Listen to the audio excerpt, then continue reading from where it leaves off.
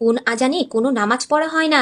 পৃথিবীর সবচেয়ে জ্ঞানী মহিলা কে ছিলেন? জাহান্নামে সবচেয়ে হালকা আযাব কি? আসসালামু আলাইকুম, সবাই কেমন আছেন? আশা করি আল্লাহর রহমতে সবাই ভালো আছেন।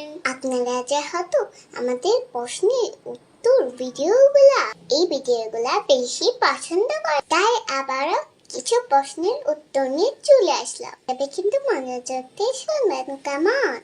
তাহলে প্রশ্ন করা শুরু করলাম আম্মু। আচ্ছা, আচ্ছা,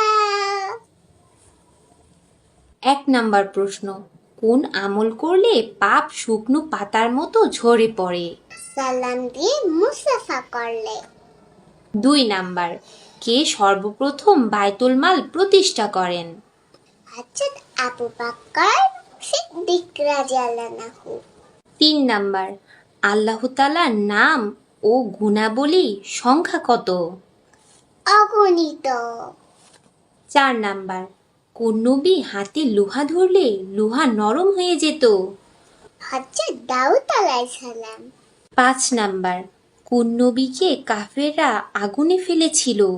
হযরত ইব্রাহিম আলাইহিস সালামকে। 6 নাম্বার, হযরত মুহাম্মদ সাল্লাল্লাহু আলাইহি সাল্লামের পিতার নাম কি ছিল?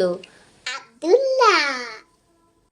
7 নাম্বার, কোন আজানে কোনো নামাজ পড়া হয় না? সন্তান জন্মের পর যে আজান দেওয়া হয়, সে আজানে কোনো নামাজ পড়া হয় না।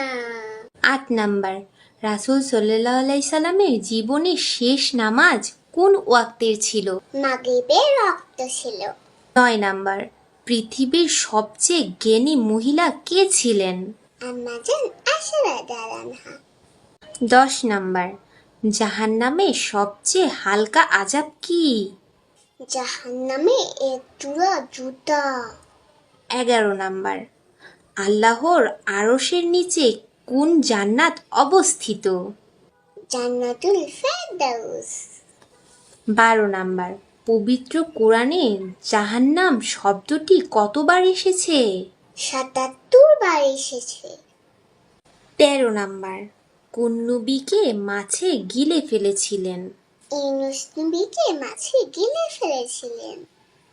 আমার প্রশ্নের উত্তরগুলো বুঝতে পেরেছেন তো? ভুল প্রান্তি হলে কিন্তু ক্ষমার দৃষ্টিতে দেখবেন। আর সবাই জানাবেন কেমন হয়েছে প্রশ্নের উত্তরগুলো। অনেকে আমাকে বলেন আমি অনেক ঢং করে কথা বলি। দেখেন, আপনাদের যদি ভালো না লাগে তাহলে আমাদের ভিডিওটা কষ্ট করে দেখবেন না, তবুও কষ্ট দিয়ে কথা বলবেন না, কেমন? আমি তো মানুষ, আমারও তো খারাপ লাগে। সবাই ভালো থাক।